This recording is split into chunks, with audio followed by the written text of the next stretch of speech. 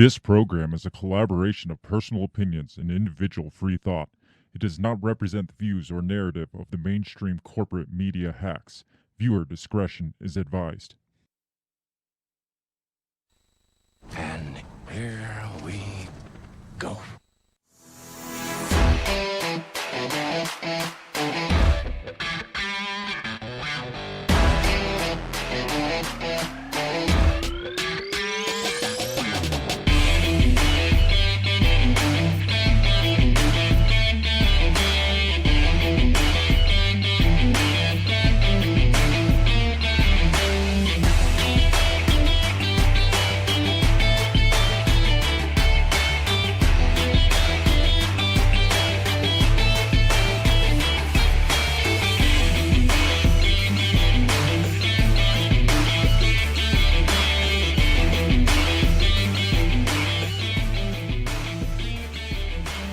Welcome, ladies and gentlemen, to the Break the Bell podcast. I don't know what happened to my intro there. Oh, I know what happened to my intro. I lost everything. My whole computer crashed, and I had to find everything all over again, and I forgot that there was supposed to be something right there, and I didn't put it. Oh, you're muted. Man, we're on a roll here. My computer took a massive shit in the last 2 weeks. So I think we talked about it a little bit last week. Yes, yep. I remember And- you had to work your ass last week. I found out, and maybe somebody knows more than I do about computers, but like the main profile just like took a shit, and so it was like reverted to like a temp profile. yeah. So then every time the computer shuts off, everything goes away that was done. Gotcha. Well, I sat there and tried to screw with it because I could still get back to all my files and everything. So I decided to screw with it, which was a mistake because I ended up losing everything, like literally every video, every file, all my intro music, shit. everything. So I had to go back. Somehow I managed to find this intro music again. And it's just like non-copyright music on YouTube. And that's literally how I found it the first time, was just type non-copyright music and just went through and found. And so I typed that in. I went through probably 50 songs, and then I found this one. I was like, oh shit, I found it. But I forgot about our little like intro ditty. I forgot to put that in there. So it wasn't there. Yeah. I'm sorry. I was like highly disappointed. I was like, what's happening? Where's that Yeah. sweet, deep, bassy voice? But we're here. That's all that matters. I had That's to right. put literally everything onto this MacBook. It's a little bit older MacBook, so hopefully it holds up. So we'll see how it goes. I'm down for it. How are you doing, Bill? I'm doing really good today. You've got to be doing better than me because I spent the last 2 days making this work. Yes. You take for granted the things that have been set in place for 3 years now, and Yes. it's just always worked. Right. Like, it took forever to set up the first time, and so when it took a shit this time, I was like, oh no, I know how much I put into that, and I have to do it all over again. Yeah. So, but how's everybody out there doing? We are live. This is the Break the Bell podcast. 1 day late, but we're here. We are a day late. I wasn't going to bring that up. I was hoping nobody No, would notice, but they always notice. It's on me because it is on you. my daughter had a softball game, and so I reached out and I was like, hey, daughter has a softball game. And you're like, oh, no problem. We'll just do Tuesday. Well, then we decided to let my daughter skip her softball game because it was a friend's birthday and they were going to Lost Island. And so then I reached out and we're like, hey, I can still do it. And you're like, too late. What's so- funny is, because I don't know if you know this, but I've been wedding DJing on the side I did lately. know that. I was almost as soon as you had canceled for Monday, my partner DJ reached out and was like, hey, can you do a FaceTime consult with a potential client on Monday? I was like, yeah, that'll work perfectly. And so then that night you reached out and you're like, hey, I can do it now Monday. I'm like, too late. I already have this set up. Then last night rolls around. It was supposed to be at 7, which is when we were supposed to do this. At 6:50, I get a text. He's like, hey, they can't do it tonight. Can you do it tomorrow on Tuesday? I was like, no, I can't do it. I can't do that. Yeah, Like, yeah. how about Wednesday? He's like, okay, that works. I was like, I can't just jump back and forth. But Yeah. and I hadn't even started the process. I hadn't even at that point thought about what it was going to take to put everything back on here. Right. So I was just like, well, I'm not going to do this. So I'm going to sit down and look over stuff for my. Oh shit! I don't have a computer, and so. When It's here. when were you like, oh shit, I gotta switch it over to the MacBook? Last night about 7 o'clock. Oh, okay. Or maybe a little later. So it spent probably 2 hours last night and then another 2 hours probably today, switching all over. So that is the dedication that we have to maybe not necessarily being on time, but actually getting you a show, because being here, we're here. I almost just flat out canceled it because Yeah. I was just like, I don't even know where to start. But I was Yeah. like, no, I'm not going to do that. I'm going to make this work one way or another. I would have just live streamed without the intro music and stuff before Yeah. I canceled it this week. So, but we're here and we Yes. had intro music. We So did. So that's 2 for 2. Merry Christmas to all of you. This week, speaking of, Christmas. I don't know. Speaking of self-sabotage, so this episode's entitled Self-Implosion for various reasons. We're going to be talking about, there's a lot of stuff in the news. A lot of weird stuff. A lot of weird stuff. Number one is this freaking submarine Yes. that just disappeared Yeah. while looking for the Titanic. Ironically, it just Yeah. decided to have a freaking major Yeah. malfunction. There'll be a movie about this in like 2 years. Oh, that's going to be fucking hilarious. And then the other is apparently Russia supposedly had an almost coup. Yeah. And it was like a buildup, and it was just like, Yeah. there's going to be a coup, and they're coming, and all Russia's going to implode on itself, and then all of a sudden it's just like, not. Exactly. The coup imploded on itself, not Yes. Russia. So, Yeah.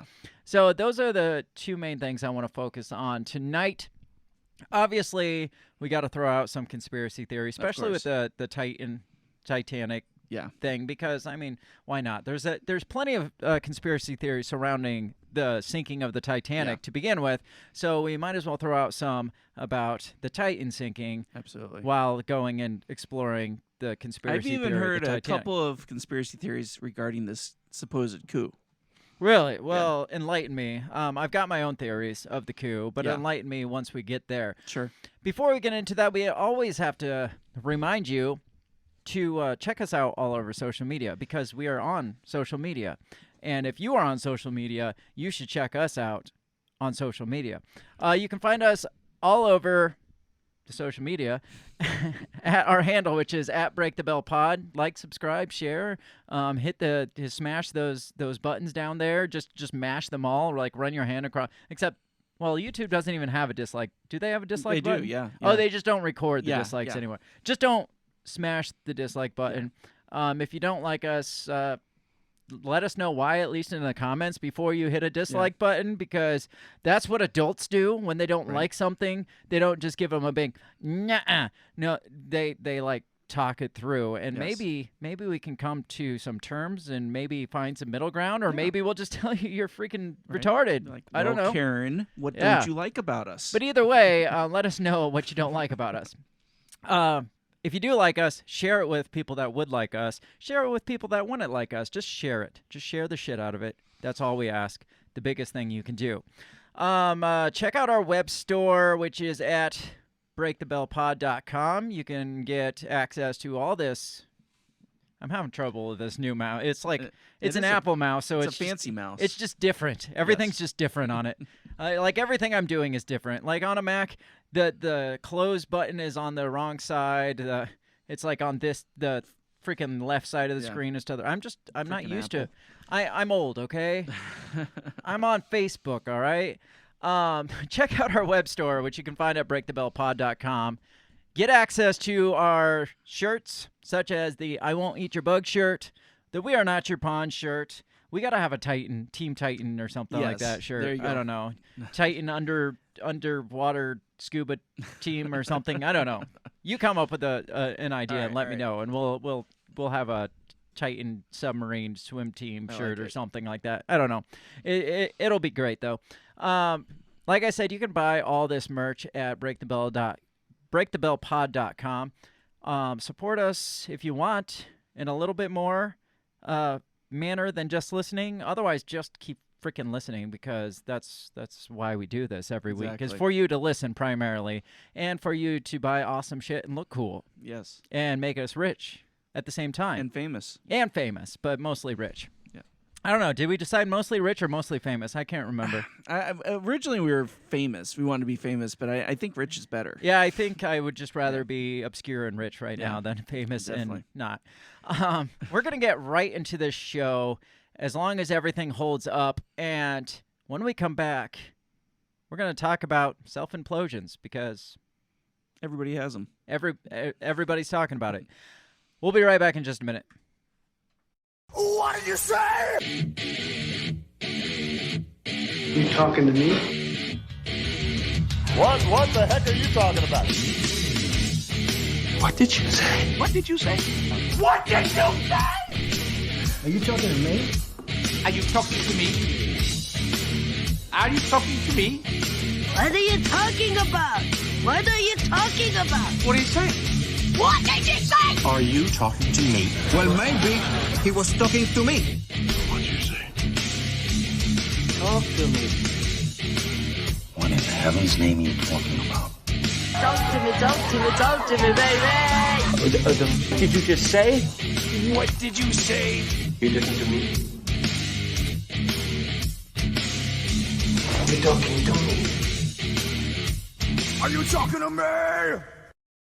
What the hell are you talking about? Who are you talking to?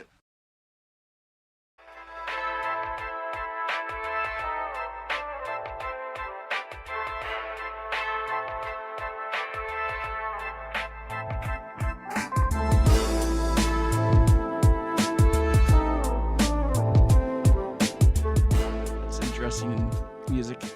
Now, I have to point out, I couldn't find the old post intro music. Okay. I looked. I didn't even know where to look because it was just that weird beat thing. It's like, what do you type in to find that? Yeah. But I found this, which is It's cool. I almost expect someone to come and deliver a pizza with extra meat, though.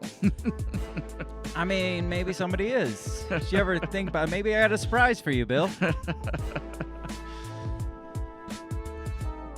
I mean, what a better way to celebrate our comeback, which they didn't know we were gone, but I knew we were gone. It was just that's like, true. I don't know what's going to happen, but I'm just like, you know what? Fun, cool ass music. It's very distracting. We are talking about, speaking of everything going to shit, we're talking about self-implosions tonight. The things that make national headlines. Yes. Yes. Like, seriously, the stories that just end up on, like, blowing up on the national level. Like, would you... First of all, question for you. Yes. Would you ever pay $250,000 to get in basically a steel propane tank and drop to the bottom of the ocean to see the Titanic shipwreck? Oh, hell no. $250,000. You want to do it? What if you're a millionaire or a billionaire? Would you? No, not even then. Yeah, I would consider like maybe going to space. Oh yeah. Yeah, but Space isn't as dangerous as. it's probably more, but that's a little bit cooler, right? Than going to see the Titanic, right? If I wanted to see the Titanic, I would just rent the movie. All right. I mean, I've never had a big interest in Titanic at all. I mean, it's a cool story. I'd be interested to see what's like down. I'd be interested to get my hands on something that's down there. Right. But if I'm like looking at it from distance, Right. like, I bet that painting's worth $1 million. Like, oh, cool. It's like, no, if I was able to like scuba dive down and like grab it and bring it back and make some money for myself, then sure. Right. But well, I mean, even exploring like the deepest depth, because if you look at the depth of where the Titanic is, it's like it's 2.5 way the fuck miles down there. or something. Yeah, like that. I mean, way down. it's way down there. But if you look at the building of this craft, there's no way in shit I'd get in that. Like thing. I said, it's It virtually was- like a steel propane tank. Well, yeah, like it you was see out on shady a farm. as hell. It had like weights that it's supposed to drop the weight so it can go back up. I mean, it had little remote control. Oh, no, video- no, okay, all right, sorry. We'll get into all Anyways. that. We'll get into all that. You couldn't pay me to sit in that thing No? in at Palo. I mean, not even $250. What if I offered to pay you $250,000 to go down there? No. I would, just because I would do almost anything for money. So Yeah, I don't know. I'm a cheap now whore. you give me $2 million, we'll talk. But Yeah. $250,000, Yeah, no. there's not a lot I wouldn't do for $2 million though. Yeah, no, me neither. I mean, I'm not gonna name what I would, but there's not a lot that I wouldn't. So if you're listening and you have some cash to spare, So apparently, this is what rich people do, though. Yeah, like their life has gotten to the point where it's just like life's not exciting enough for you. I can think of exciting things to do. Yeah, but For $250,000. I know, but the thing is, you're not rich though. Like No. they've No, like I'm done not. it all. Yeah, I guess. They've like literally done everything. So it's just like, what's the next step? What's the next? Like the one guy in the sub went to fucking space. He was like on the Blue Horizons with freaking William Shatner. Jeff Oh. Bezos. Oh, okay. He went out there with Jeff Bezos, and then he's like, that wasn't good enough. Let's drop down and I don't know, see a shipwreck from 100 some years ago. And that didn't work out. It's like you survived space, dude. Right. On one of Yeah. the first like commercial flights into space. You survived that. I mean, that was a risk as is. Then you're like, let's up the ante. Yeah. Let's drop myself down to something less cool, Right. and in like something that's less probably.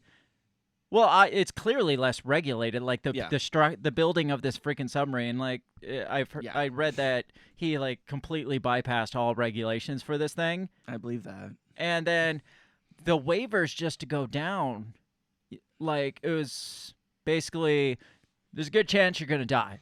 Yeah. Sign on the dotted line. Oh, and I need $250,000 up Right. front.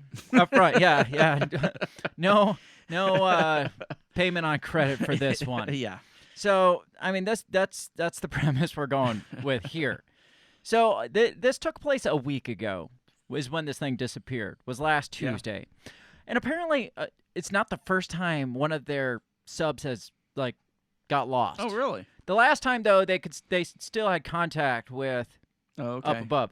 Oh, and the other thing I forgot to mention, most of the time, they don't even make it to the Titanic. Oh, really? So you pay $250,000 to go down and potentially explore, but depending on weather and shit, they might not make it to the Titanic. Gotcha. Like 0 times this year have they made it to the Titanic, apparently. Okay. Like every mission has been unsuccessful as far as going to the Titanic. So it's like, what are you paying for then? Just Yeah. to see the darkness? And cool when you fish? first heard about this story, were you like intrigued? Were you like, oh shit, I no, gotta pay I was attention like, to this? no, that's not real. I was like, that's not a real thing. Yeah. Well, and I heard it. I'm like, okay. So, but then I was talking to one of my neighbors who I recently had met, and she was like almost in tears about this thing. Why? I don't know. What? Tears? Why? Yeah, I don't know. But she, Like, are we that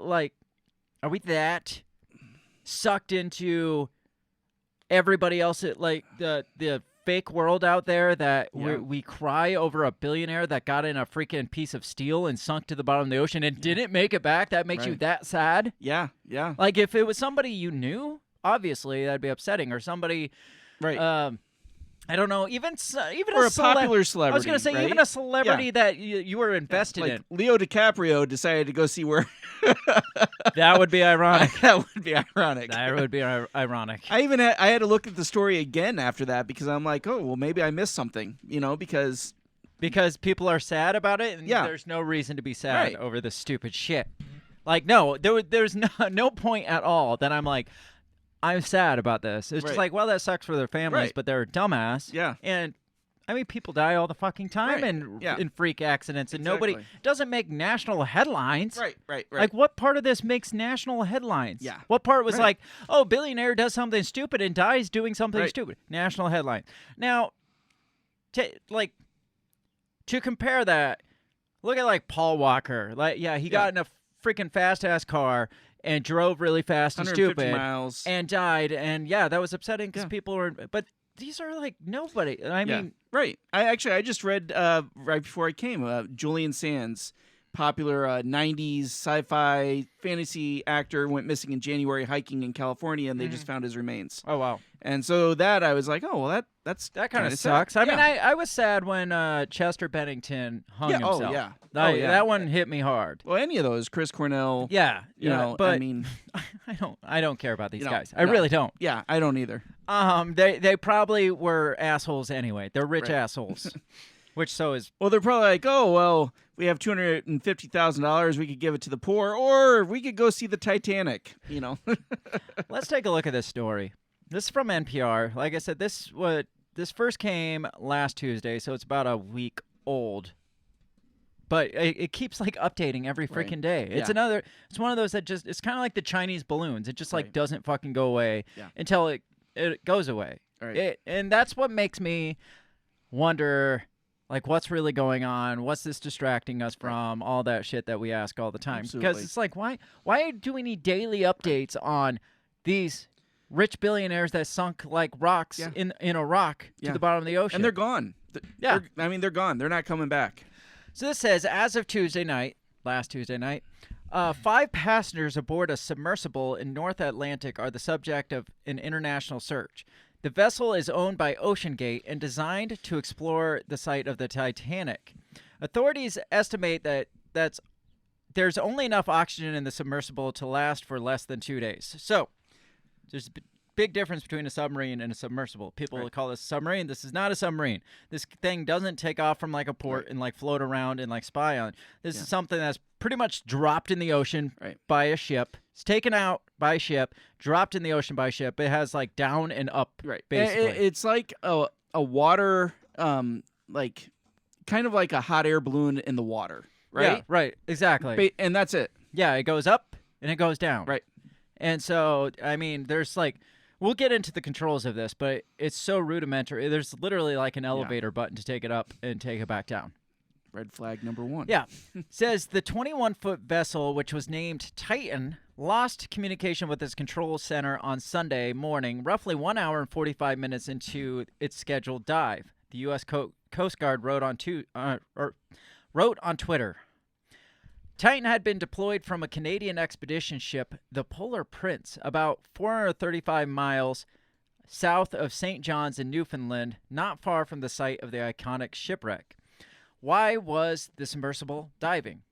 Well, because that's what submersibles do, first of all. It says the missing vessel is owned by OceanGate, a company based in Washington state that offers underwater voyages to explore the remains of the Titanic from the seafloor.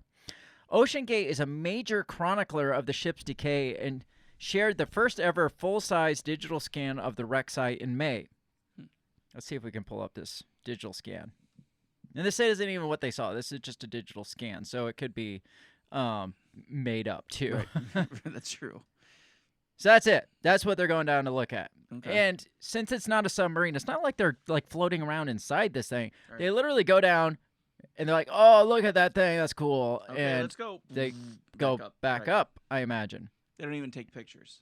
They're probably not. Well, I've heard multiple stories that there's not windows in this. There's like one little porthole. Like most of what they see, though, is on a screen. Right. Well, with the water pressure down there, I don't see how they could have any kind of windows. Right. I mean, I don't either. But if it's just on a screen, it's like, what do you got to go down there to get? Like, just sit up there and let somebody else go. Let your robots go Right. down there. And you sit on the boat and Yeah. get the pictures. Exactly. OceanGate is also a pioneer in deep-sea tourism economy. For $250,000 a person, the company takes adventurers on a deep-sea tour lasting 8 days and stretching hundreds of miles. 8 days? Well, I mean, I think it's just Oh, multiple from the different- ship. Yeah. Okay, gotcha. They're not down there 8 days because there was Gotcha, only okay. like 2 days worth Oh, of that's air. right, yeah. From St. John's in Newfoundland, explorers travel 380 miles offshore and 2.4 miles below the surface.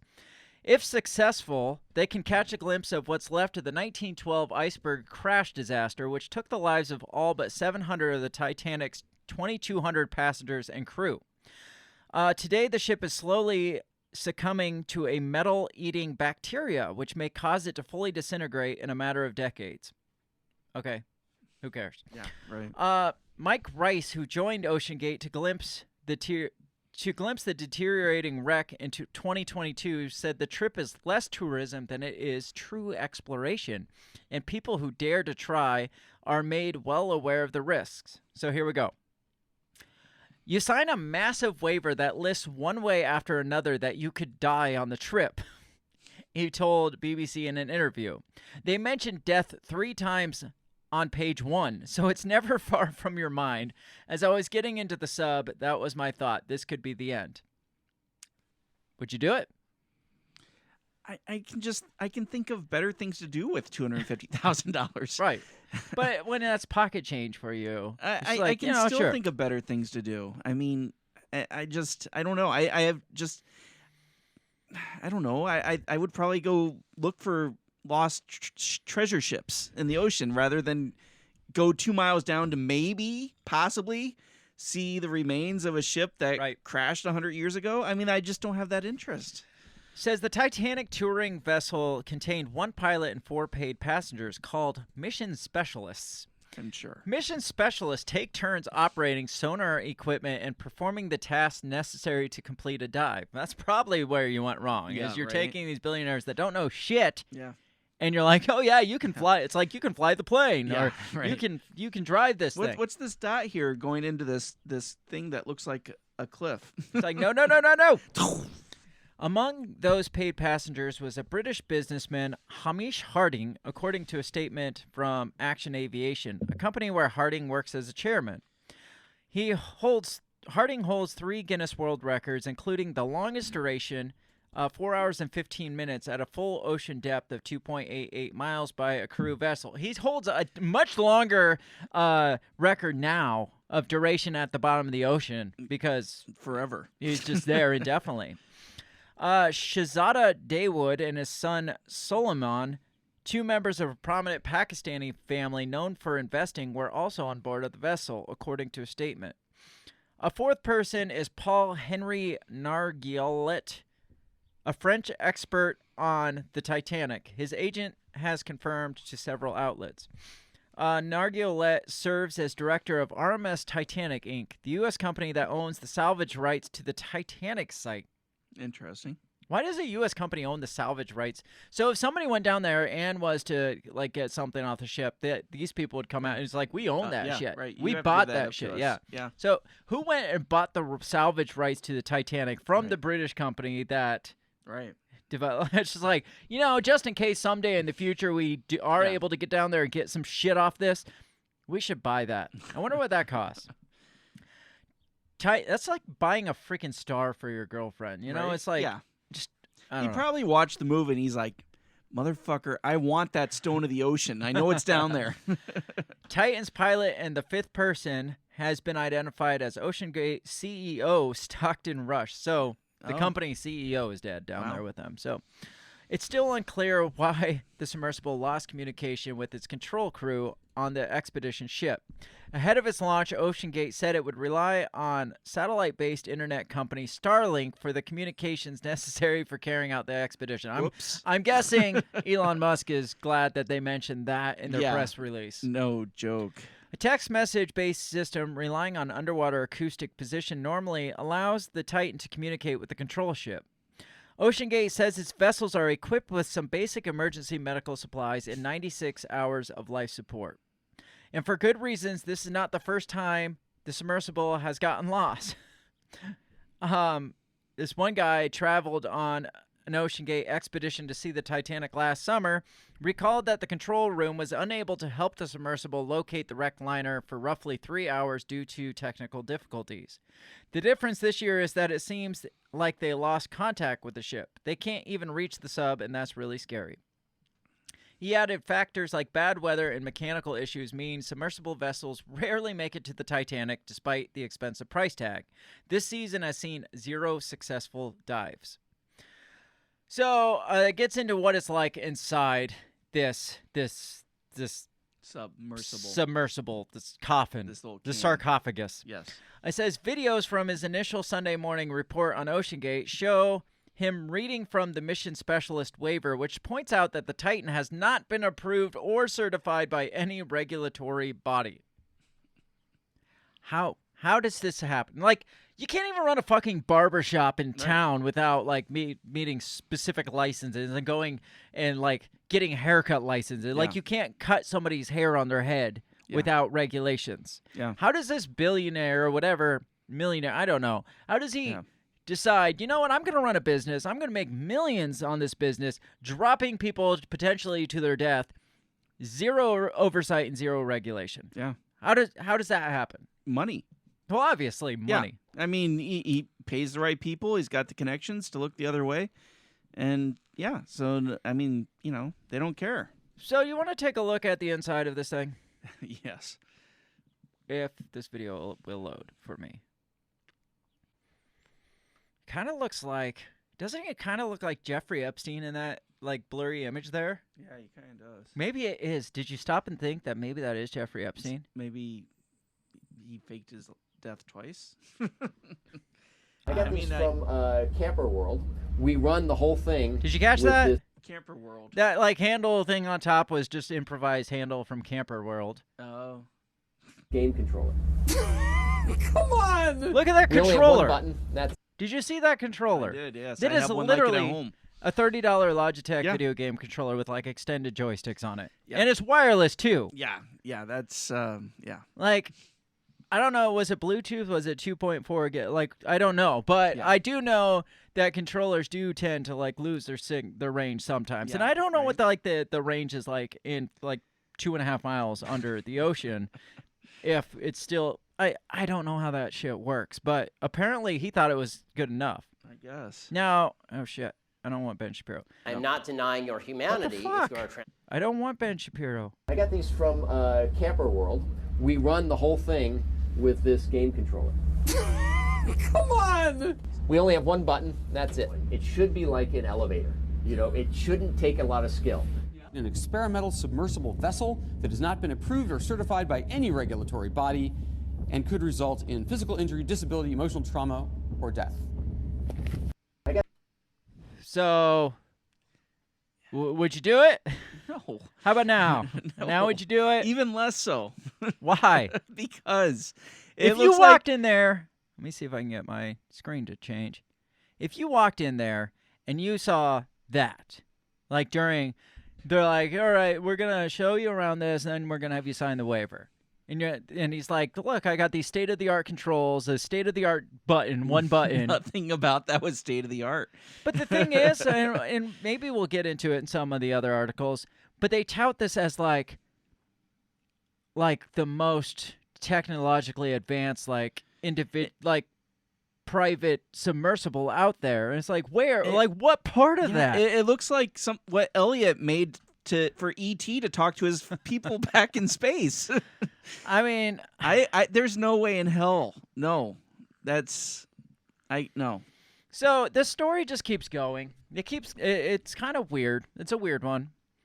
Like so this I think came out Wednesday, and they're like, yeah, we hear sounds down there. We right. There was like noticing sounds. I don't even know what the sounds were, but they noticed sounds. Somebody tried to tell me it was Morse code, right? That they were trying to get a signal out. All right. Well, I don't know about that, but I do know that sounds made up. Yes, I know like that completely made up. Man, this is going so freak. There we go.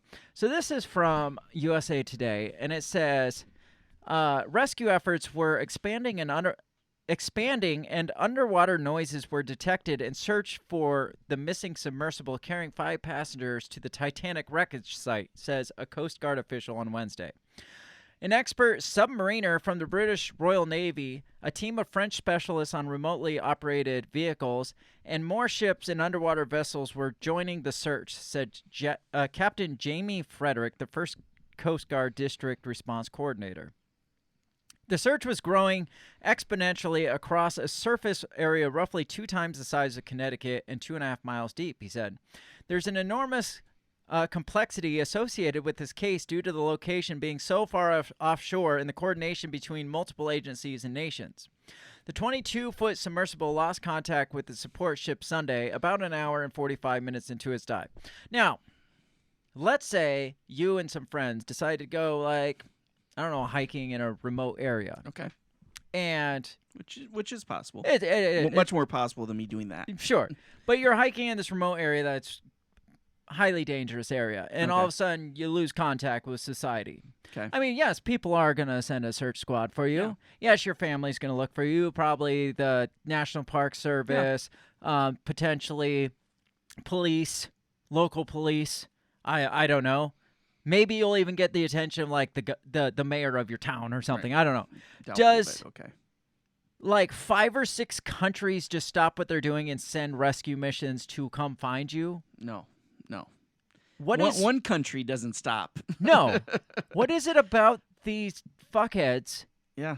That they're like, the British Royal Navy and the Coast Guard and the French, like some whatever private freaking boating service. I don't remember what they called it, but like all these agencies getting together and they're like, we got to find these guys. We have to find out what happened. It's like, okay, they were being stupid. Yeah. I mean, I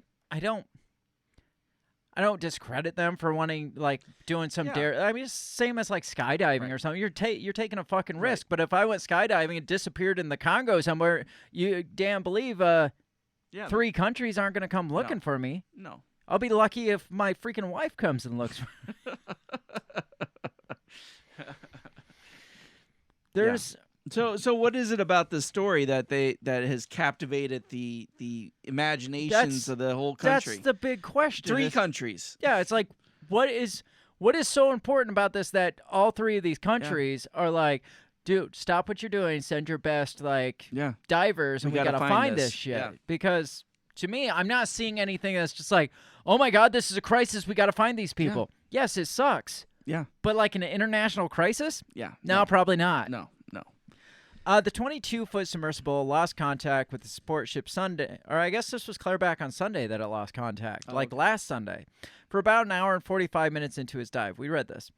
Yeah, so I think everything else is stuff. So they have less than a day. At this point, they had less than a day's supply of oxygen left. So they're running out of hope pretty damn quick. Right. They weren't sure at what point should we shift this from a search and rescue mission to a salvage mission. Like let's find the bodies, find out what happened. So that was at this point. And the way they went is probably the worst way I can imagine going. Probably. I mean, just run. Well, I mean, they got. Well, yeah, but I bet they ran out. Crushed. I bet they ran out of oxygen long so? before they got crushed. Yeah, because the next article I think talks about them running out of oxygen. Yeah. Well, this talks about the implosion, and this happened. They think this happened this past Sunday, so a week later, and they would have ran out of oxygen back on like Wednesday. So they probably just fell asleep and died. Okay. And then got imploded on and crushed like it. But yeah, that would be. I would rather run out of oxygen than have an instant implosion where it's just like you go from this big to like that big in like a matter of a second. Yeah, that would suck.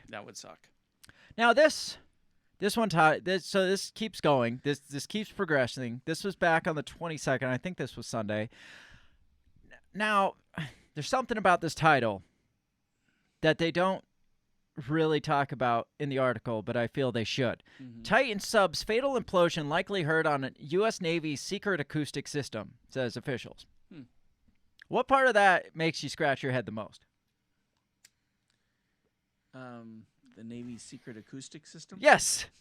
They have, like, secret microphones underwater, apparently, in the middle of the ocean. Yeah. Why? What are they listening for? And as it mentioned in this first sentence, it says the U.S. Navy acoustic system detected an anomaly on Sunday that was likely the fatal implosion. So when did this one? What day was 22nd? That was Thursday. So they detected this the day of. Yeah. So I was wrong. It wasn't a week later. It was the day of they detected it. The Navy detected this thing. They went on a search and so that I guess that makes me question more about the official story, because the official we just read, they were like, "Oh, we've been hearing all these sounds. We've explored all these sounds."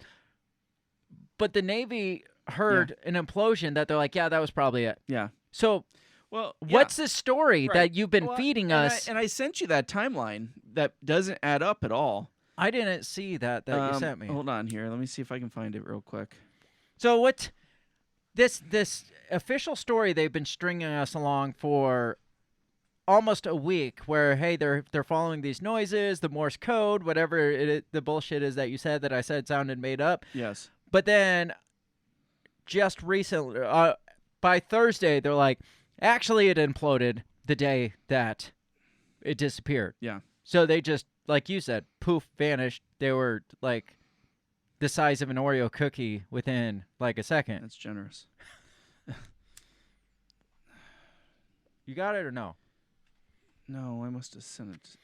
No, I don't think you sent me no timeline. Basically, though, if I can remember, it wouldn't be there. Nope, not there. That they knew about it. But they just sat on that information the whole week that they were searching for this thing? Because they wanted to distract from... Oh, yeah, I saw that. Yeah. The distraction stuff, yeah.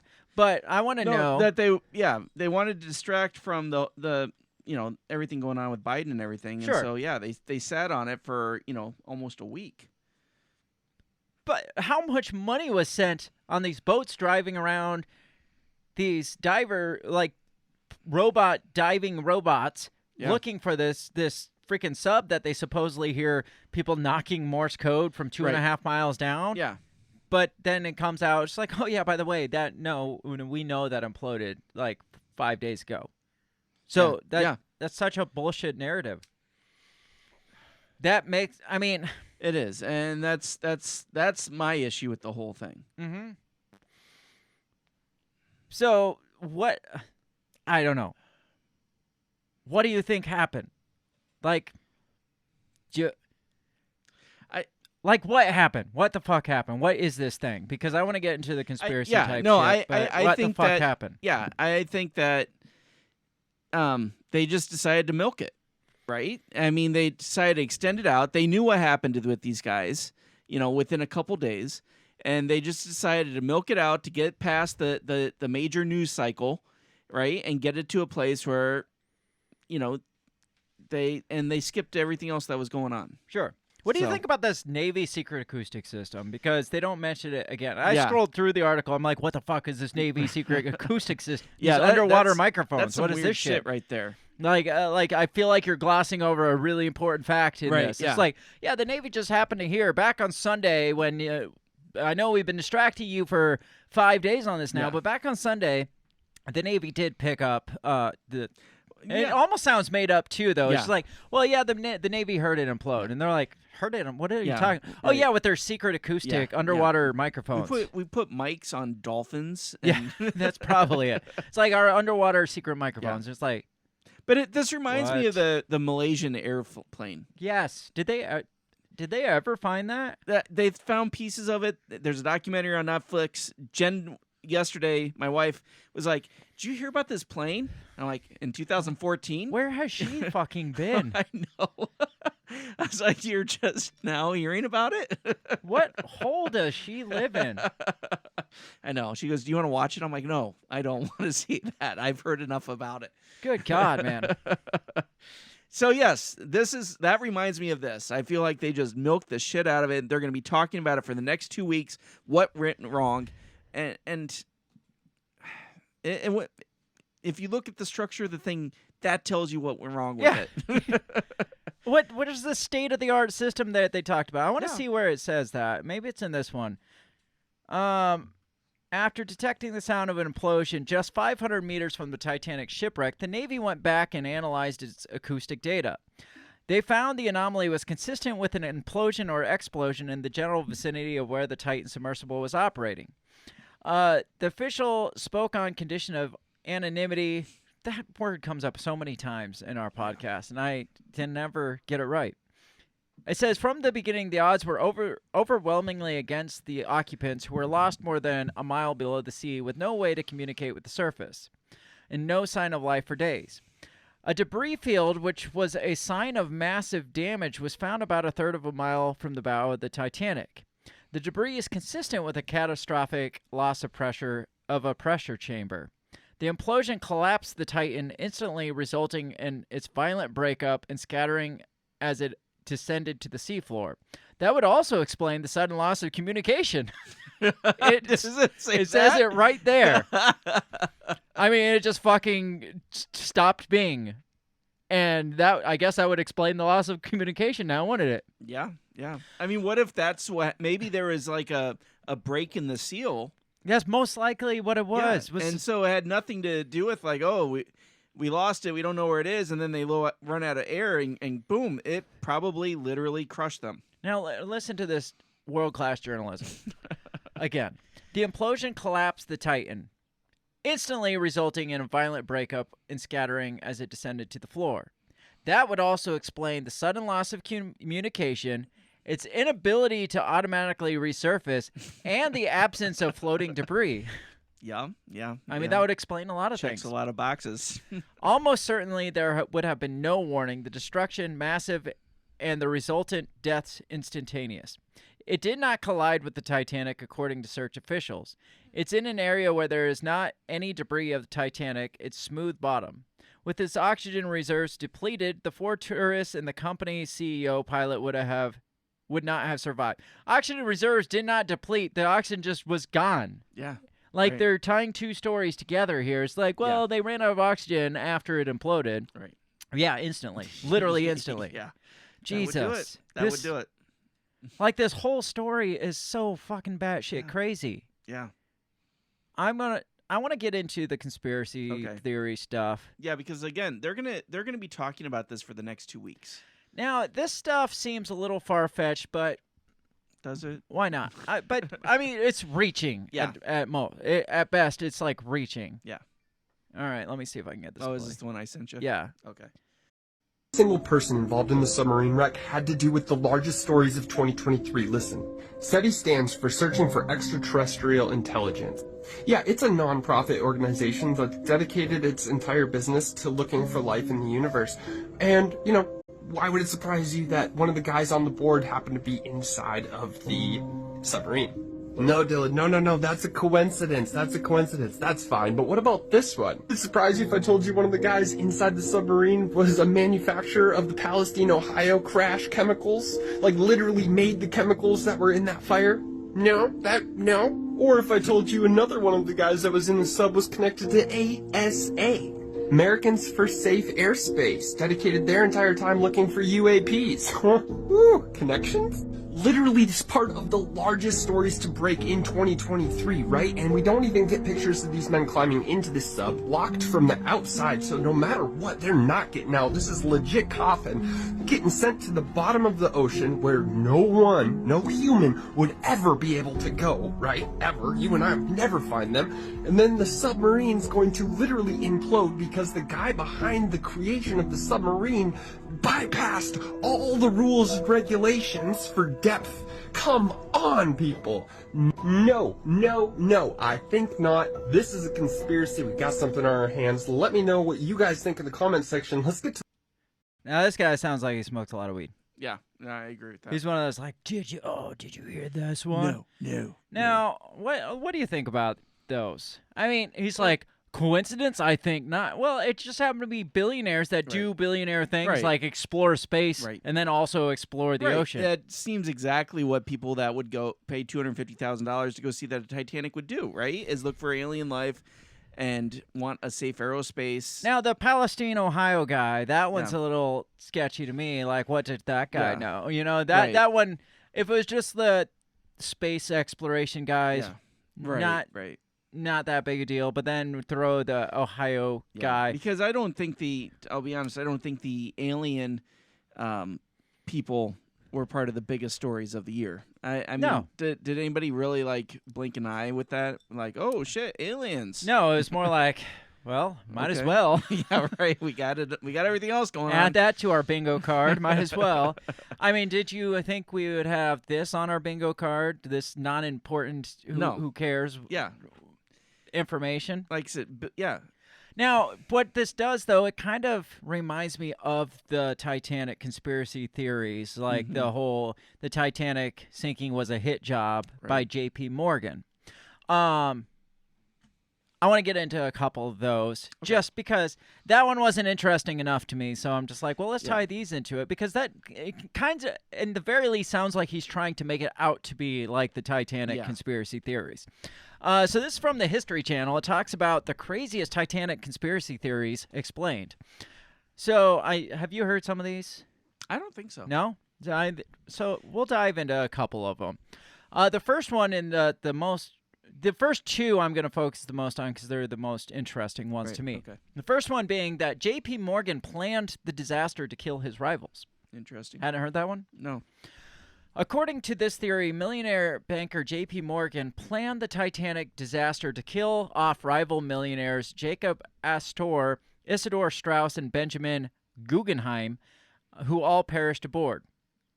The theory hinges on the fact that Morgan had originally planned to sail on the Titanic, but changed his mind shortly before it took off.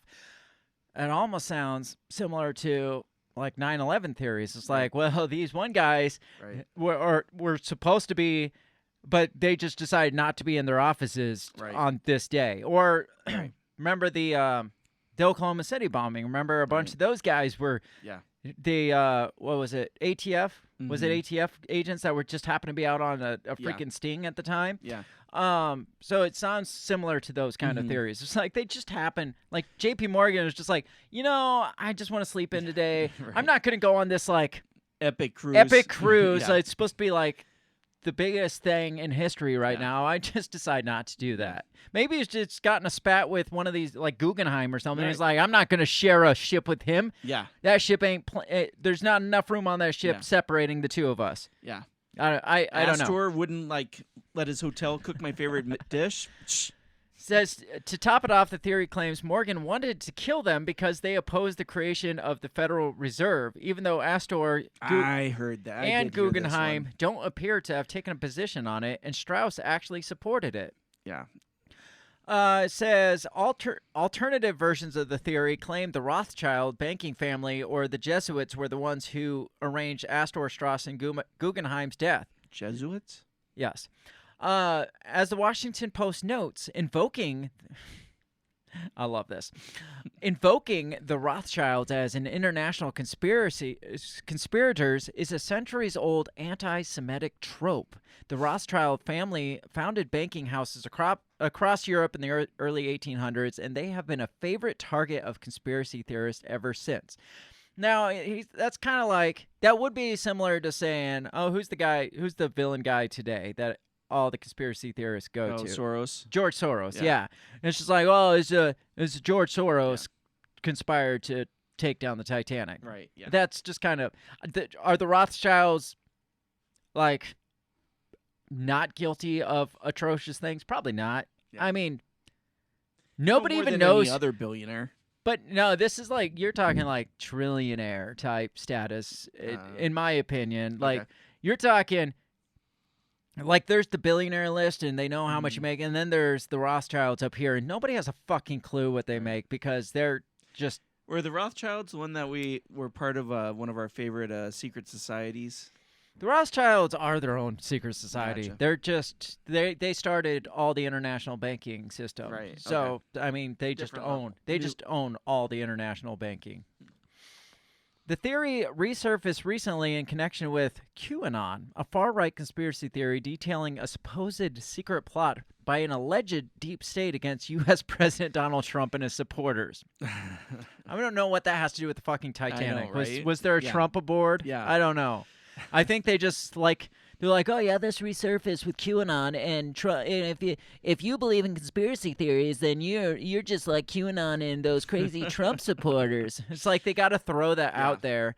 Like, I haven't even heard the Rothschilds one. It's always been J.P. Morgan because that's just the direct connection. Like, he was on par with those people that say. There's never in my limited research of some of these conspiracy theories have I seen, oh, the Rothschilds were the ones that took it down. Right. I mean, you probably have those dumbass, like, shallow conspiracy theorists that are like, the Jews did it all, and the Rothschilds sank the Titanic. And it's like, I'm probably going to get sound clipped just by saying the Jews did. You know what's going to happen. We're going to get taken off of YouTube, even though we are contradicting that directly. This is another favorite, and it's another one of my favorites. Apparently, the Titanic never sank. Have you heard that one? I have not heard that one. This that one would suck for the people who paid $250,000 to go see the Titanic. Well, a ship sank, but not the Titanic, apparently. People seem to love a good insurance fraud story, so maybe it's unsurprising that this conspiracy theory is one of the Titanic's most popular. The one posits that someone switched the Titanic with another White Star Line ship, the RMS Olympic. But as Paul Burns, vice president curator of Titanic Museum Attraction in Missouri and Tennessee, points out, it doesn't make any sense. Oh, well, at least the museum guy said it, so it must be right. The theory starts with the fact that the Olympic was damaged while sailing from Southampton, England, to New York in September 1911 and returned to Harland and Wolff's shipping yard in Belfast for repairs. The company repaired the Olympic and sailed it to New York and back again. It returned to Belfast for more repairs in 1912, a few weeks before the Titanic set sail. The theory claims that some person or people found the Olympic too severely damaged to be profitable, and so at some point switched it with the Titanic to purposefully ditch the damaged ship, reap the insurance money, and kill a bunch of people in the process. Seems a little scattered. Now, again, I hate to tie. I'm not like they're like, oh, QAnon. Now this sounds a lot like some of the 9/11 theories as well. Like, oh, so and so, the owner of all the buildings, took out major insurance claims a couple months before the buildings crashed, and he just happened to say, "Oh, we decided to pull that one too." Like those kind of theories.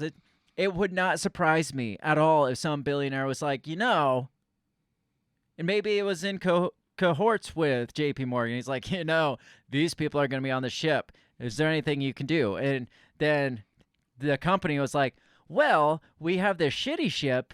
Right. We could say this is the Titanic, sail it out there, and sink it. And then make the decision to pull it. Yeah. And, I mean, we lose a couple billionaires, and we get the insurance money on the Titanic because we're going to say it's the Titanic. Right. And then everybody wins in this situation. I mean, it's like 1912's version of 9/11. Right. Exactly. It says there are a lot of holes a little bit in this theory. No pun intended. But one of the biggest is that the Titanic's insurance wasn't enough to cover the Olympics' loss. But here's the thing, though. If the ship's irreparable anyway, some money is still better than no money. And they're not going to get the insurance money at all if it's just irreparable damage. They're going to get some money by saying the Titanic sank off an iceberg. Right. So I'm putting holes in their holes right now. You are. It's like, well, the biggest hole in this is you want to get nearly enough insurance money to cover the loss of the Olympic. But it was already a lost cause is what it sounds like. Right. Excuse me. Let's see. It says the Switch conspiracy founders quite literally on its financial merits alone. I don't know what that means. Yeah. Some other theories are there was a mummy's curse on the doomed Titanic. Interesting. Yeah. So there was actually like inscriptions on it or something like I don't know. The ship's number read "No Pope" backwards, which. And you know what's interesting about that is I had met someone. No Pope. A couple weeks ago that had that tattoo on them. No Pope? Yes, in those numbers. What? Where do you hang out? I just met a guy with a tattoo that had the inscription of the. That's really weird. It was on a job. He was a drywaller. Weird. Yeah. Did you ask him about it? No, I didn't think anything of it at the time. Now you're gonna have to ask him about it. Yeah. Are you done with the job, or are you going to see him? If you don't ask him about it, I'm going to fire you. No, I'm going to ask. It says the Titanic historian Walter Lord wrote that he received letters from people in Ireland saying this no pope story began in the middle of the 50s. Yet, as Burns pointed out in his 1986 book, The Night Lives On, there was no such number attached to the Titanic. The whole number painted on the ship was 401, the same as the yard number. And its board and trade number was 131428. Yet even if one of its numbers had read no pope, there weren't any Catholic workers at Harland and Wolff for it to upset.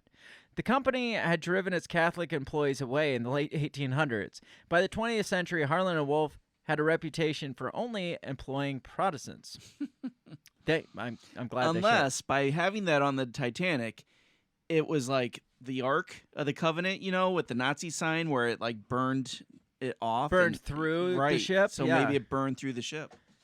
I don't know. Any of those seem likely to you? No. None of them? Not even? Well, okay. I hadn't heard it was J.P. Morgan, but I had heard about Guggenheim, Astor, and Strauss opposing the Fed, and that they were specifically targeted. I guess if they were opposed to the Fed, then it would make sense, or the Federal Reserve, it would make sense that the Rothschilds were involved because they were the big Federal Reserve, international banking guys. They set up the Federal Reserve basically in all the countries. Yeah. So I had heard that one. Okay.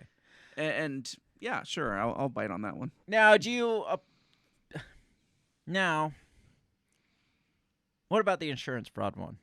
I've heard that one too, but I had heard that they actually had sunk the ship because the builders had lost a lot of money, and so they decided to sink I could see that too. Yeah. I could see any of those, really. I mean, billionaires will do anything to make money back. Yeah. Even kill a bunch of people. Exactly. Life is cheap. Yes. They're just pawns, so fuck them. Yeah. Now, compare these to what that guy was saying about all these top stories. Coincidence? Right. I think not.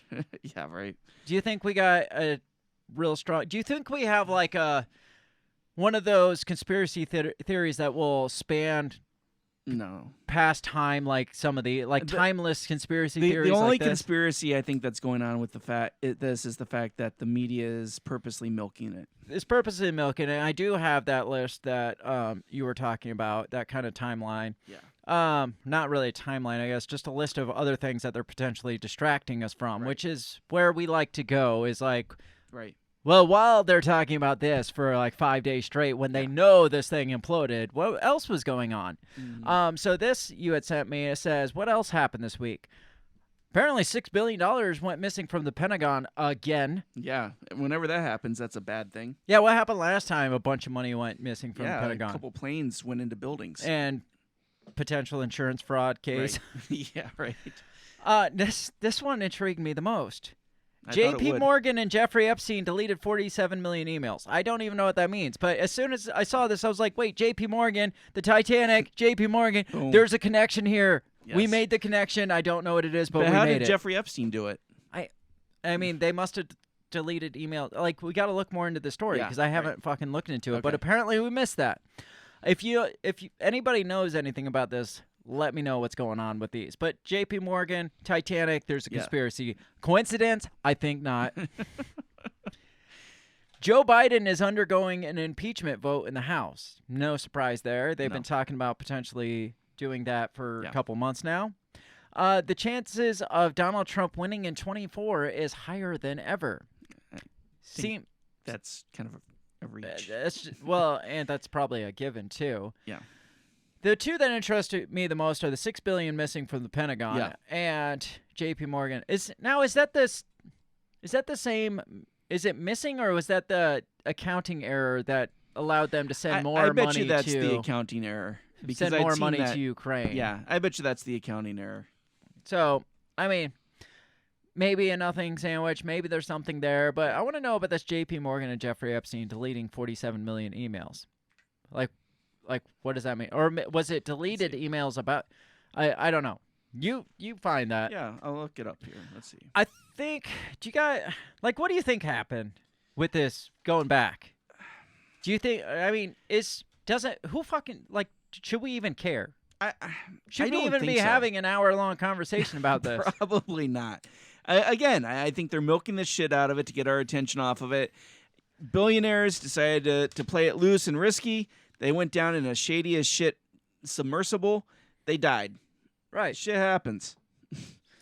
People die. People play, like, people do daredevil things. It's fine. People die from it. Yeah. It's going to happen. There's a good chance of it.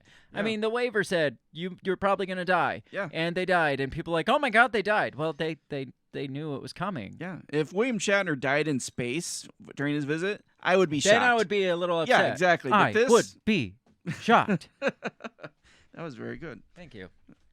Anything? You got anything yet? I'm looking. Or am I distracting you from what you're supposed to be doing? It looks like. Yep. It was the counting error. So. That's What about the? I wanted you to look up the deleted emails. Okay, God right. damn! You didn't specify. I'm about to fucking fire you. While he's doing that, what do you guys think? What do you all think happened? Or do you think? First of all, do you even think this did happen? Well, is there a chance this didn't fucking happen? Yeah, it's a very good chance. I mean, what proof do you have? There's a secret great acoustic. There's a great chance these guys just want to get away from their fucking wives, get out of their like $1 billion like alimony checks, and they're like, let's all. They formed a pact. They're like, let's all go fake our deaths, and disappear to the Caymans somewhere, and we don't have to pay alimony anymore. I mean, there's probably a better chance of that than state-of-the-art freaking propane tank with a $30 Logitech. Could they not have like at least like spent the money on like one of the like pro versions of an Xbox controller? Yeah, right. Not the one $30 that had a cable. Right, exactly. With that they didn't have to extend the joysticks on, or like VR goggles or like VR paddles that they could just move their hands around, like something. There's got to be a better option than a lot. Now, here's another millionaire that was killed. I got beef with Logitech right now because apparently Logitech controls don't work on Mac computers. So, a lot of my beef towards Logitech and that controller stem towards my issues with my setting up my MacBook today. So, So I can't find any articles, but I mean, so here's a JP Morgan Chase is fined by SEC after mistakenly deleting 47 million emails. That would probably be it. So they, because remember they were looking into like some JP Morgan shit on Jeffrey Epstein. So it says, So it says JP Morgan settles 290 million settlement with Jeffrey Epstein's victims. Okay, so JP Morgan was fined $4 million for deleting 47 million emails, including some requested in subpoenas. And then it says James Crown, a billionaire businessman who held several leadership roles, including board member of JP Morgan Chase, died Sunday in a race accident in Colorado. That was this Sunday. What the fuck is going on? So that's is that the guy that deleted shit. the emails?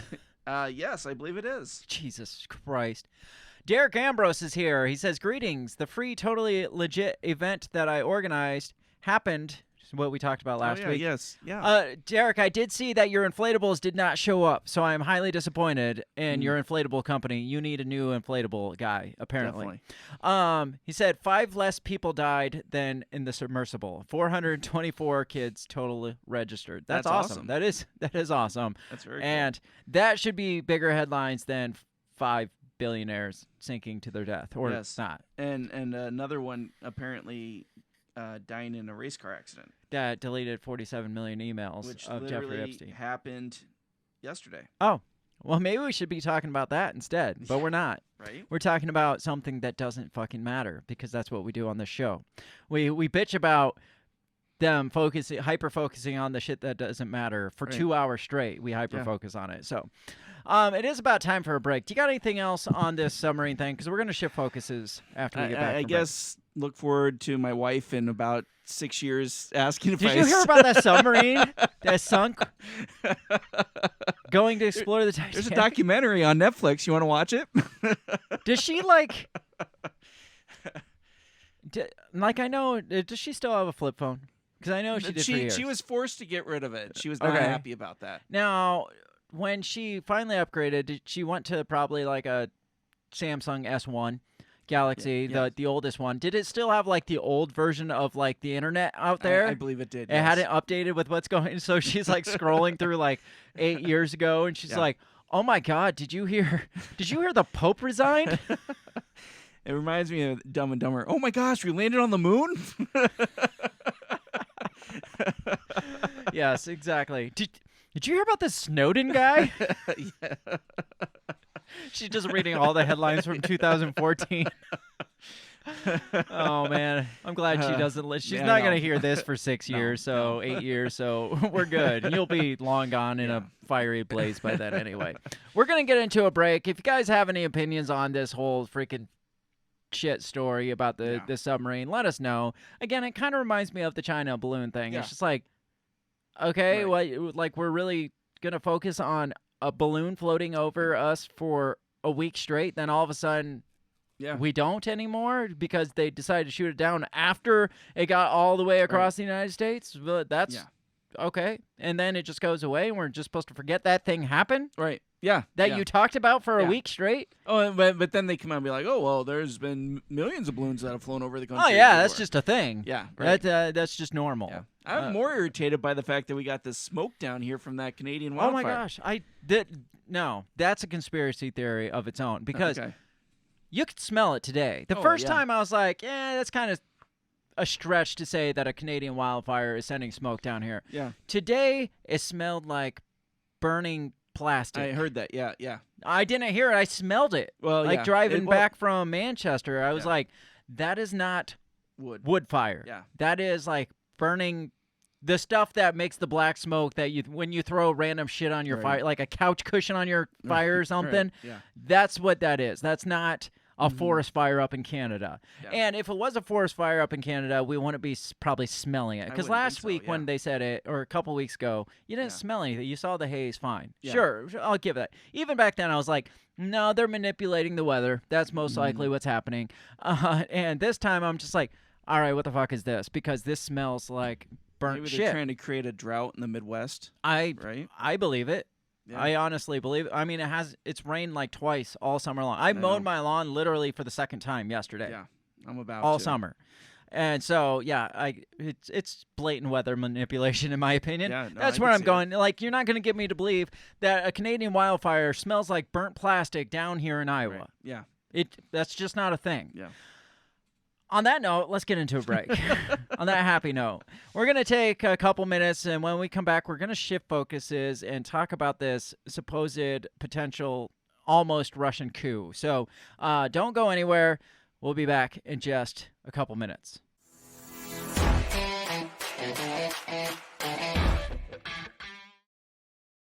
Have you ever thought that maybe voting, maybe all this politics constantly surrounding you is not the way to achieve freedom in your life? Hi, I'm Remso W. Martinez, and I ask myself the same question. That's why I'm on a journey to find true freedom in my lifetime. From learning about financial independence, to new ways to develop rugged individualism, to amazing guests living strange, crazy, amazing lifestyles that you've only thought might be real, but actually are. Go ahead and check out my new show, On the Run with Remso W. Martinez at the We Are Libertarians Network. You can find On the Run with Remso W. Martinez on iTunes, SoundCloud, Stitcher, Google Play. You know how the internet works. Come on down and let's discover how to achieve real freedom in your life together. Hey everybody, I just want to take this time to give a big shout out to the very first sponsor of the Break the Bell podcast. That is Goulash Media. They can be found at goulashmedia.net. Goulash Media specializes in graphic design, web design, audio recordings, video work, wedding videos, music videos, even political campaign videos. Goulash Media caters to the little guy with the big vision. You can check them out at goulashmedia.net. That's GOULASH media.net.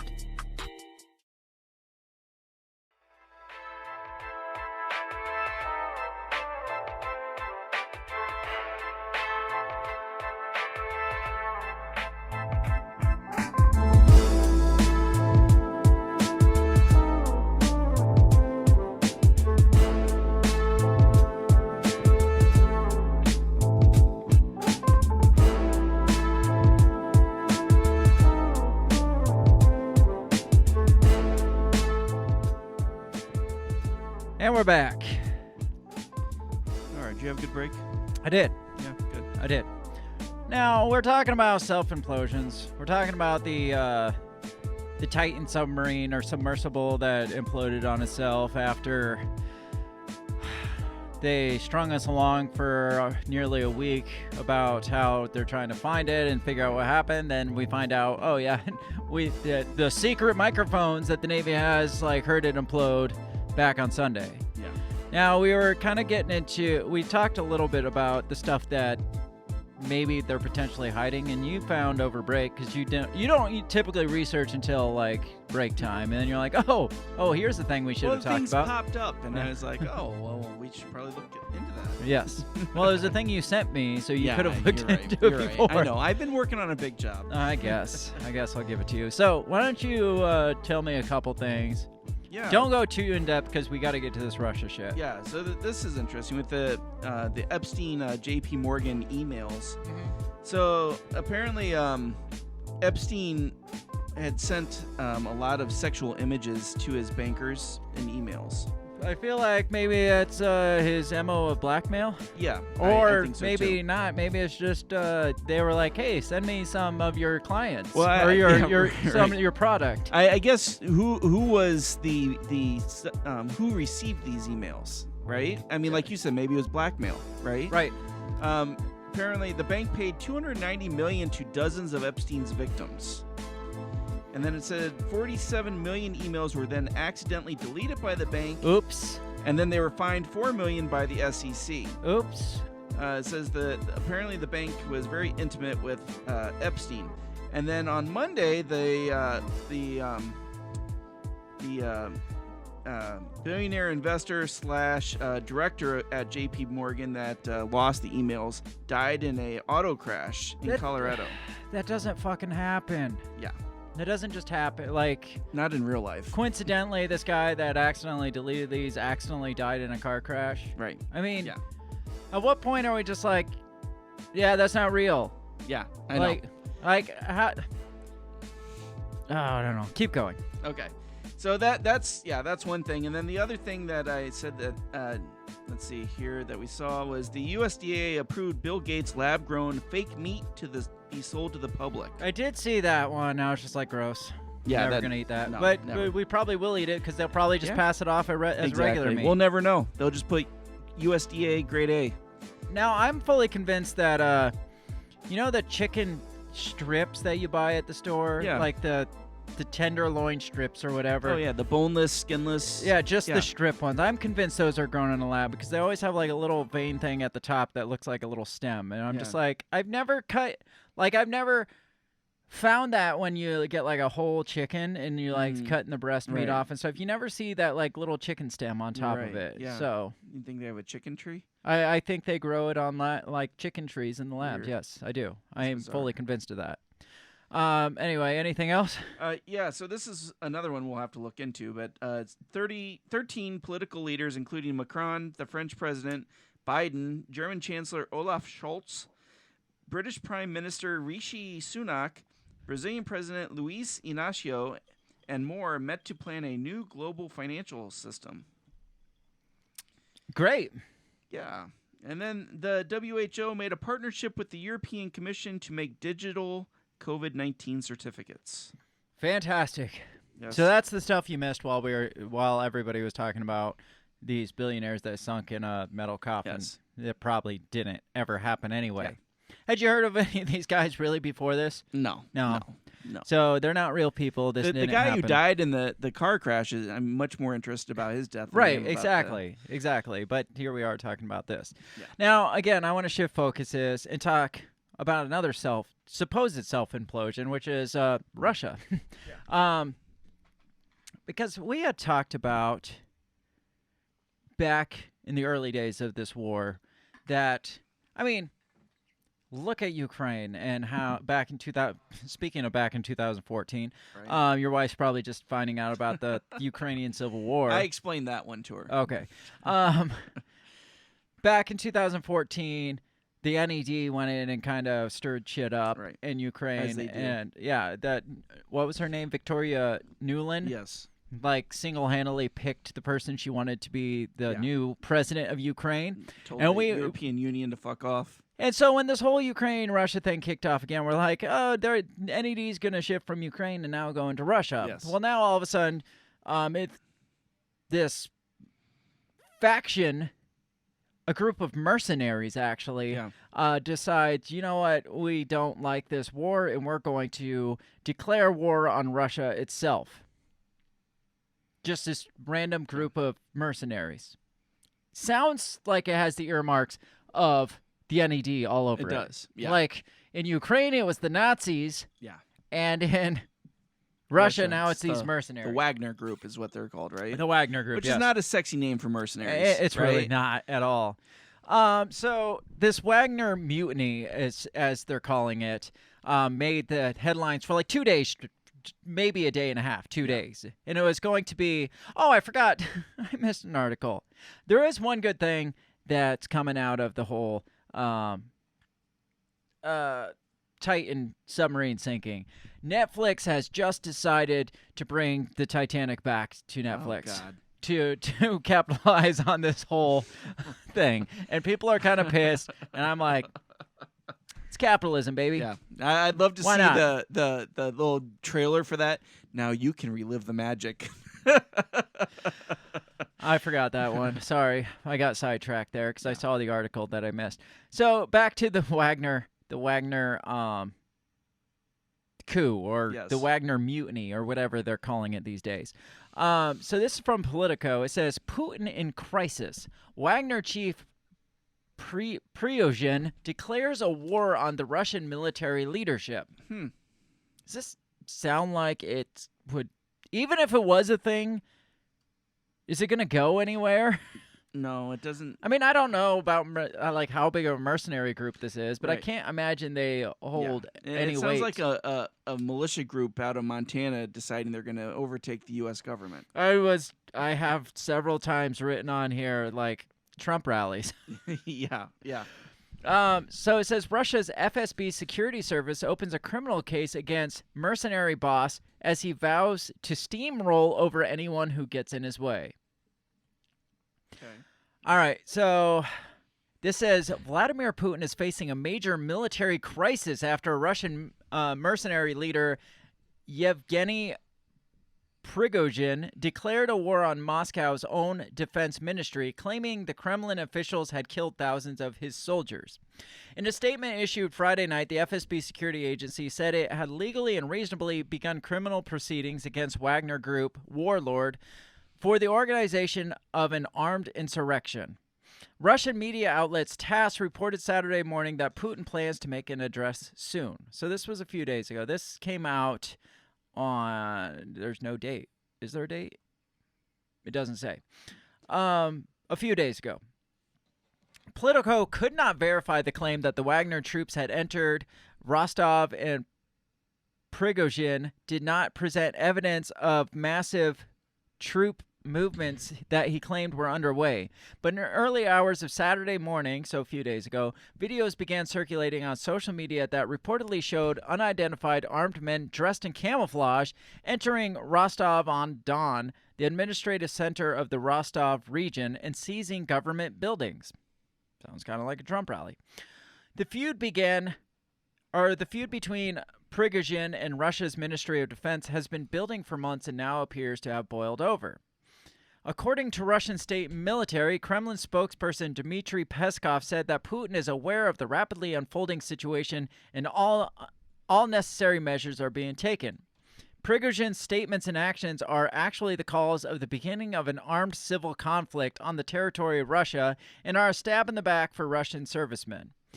The move comes after Prigozhin accused Defense Minister Sergei Shoigu of having hidden colossal failings on the battlefield from Putin, claiming 2,000 Wagner men were killed as the result of the Russian defense. Now, I'm speculating here. Yeah. This kind of sounds, and this isn't like a pro-Russian in me, this kind of sounds like Western propaganda. Yeah. Because, I mean, remember when the reports came out a few months ago and they're like, it looks like the the numbers aren't adding up to Right. what the U.S. is saying. And then the U.S. was like, but that one has a different colored background, so we can't verify. It was that one video game nerd. Oh yeah, the hacker nerd. the original G. The OG, yes. Yes. But they were doctored because the one background looked a little Yeah, different. that's right. But this guy is like, the Putin government is hiding their colossal failings, and thousands of men actually have been killed, and 2,000 of my men have been killed. And he was saying like up to like 10 or 20,000 Russians have been killed or something like that. And I'm just like, this sounds a lot like freaking or 100,000 soldiers, he's saying, have died. Because it says in a later statement, Prigozhin called Shoigu and Valery Gerasimov, God, these names, Chief of General Staff of the Russian Armed Forces and overall commander of the war in Ukraine, criminals who had destroyed around 100,000 Russian soldiers. So this guy's coming out and saying, they're lying to you. Really, more people are dying, and this war is going terribly for the Russians. Yeah. It just sounds kind of like Western propaganda. I mean, okay, first of all, this guy's a mercenary. Okay, so he'll say anything for money, probably. Yeah, right. Say an NGO, right? Things aren't going real well for him on the ground. He's not real happy with command. Pretend like a non-government organization maybe comes to him and he's like, hey, National Endowment for Democracy type organization, possibly offering him massive cash to kind of say, hey, you don't got to fire a bullet. All you got to do is hold your guns, wear camo. It worked great in D.C. Right. We'll even send some FBI guys to kind of stand open in some for roadblocks for you. Yeah, and stuff. and like infiltrate in there too. And all you got to do is say, Trump won the. I mean, that's the wrong thing. Actually, say, Putin is killing our own or something right, stupid like that. And an audio recording posted just after 5 a.m. Rostov time. I don't know what time Rostov time is, but it's that time. Miller time. Prigozhin repeated his threat that his troops would destroy anything that stood in their way. Once again, I'm warning everyone, we will destroy everything around us. You can't destroy us. We have goals. We are ready to die, all 25,000 of us. In response to Prigozhin's allegations, Moscow issued a strong denial, and a procession of generals have lined up to urge Wagner fighters to stand down. In one video appeal, Lieutenant General Vladimir Alexeyev, First Deputy Chief of the General Staff of Armed Forces, said Prigozhin does not have the authority to give orders. This is a state coup. He insisted, come to your senses. So he's trying to get all the others, like, guys, this guy's a nut job. Do you want to die with him? Is what it sounds like. Meanwhile, the deputy commander of Russian forces, in Ukraine, so the deputy commander of Russian forces in Ukraine, Sergei Servokin, known as General Armageddon, that sounds made up, urged Wagner to hold its position and not turn on its own allies. General Armageddon. Stop the columns, return to the points of permanent deployment, he pleaded. Russia's defense ministry issued a statement in early hours of Saturday morning warning that Ukrainian forces are taking advantages of his provocations on the front lines around the key battleground town of Bakhmut, which Wagner troops previously held. Moscow's top brass also said the 35th and 36th Brigades of Ukraine Marine Corps are on the starting lines for offensive operations. So it just happens to be like during this whole supposed offensive operation Ukraine's about to push back. This guy's like, now I don't want to do this anymore. I'm going to stage a coup, and I don't know. It sounds fishy to me. Yeah, I agreed.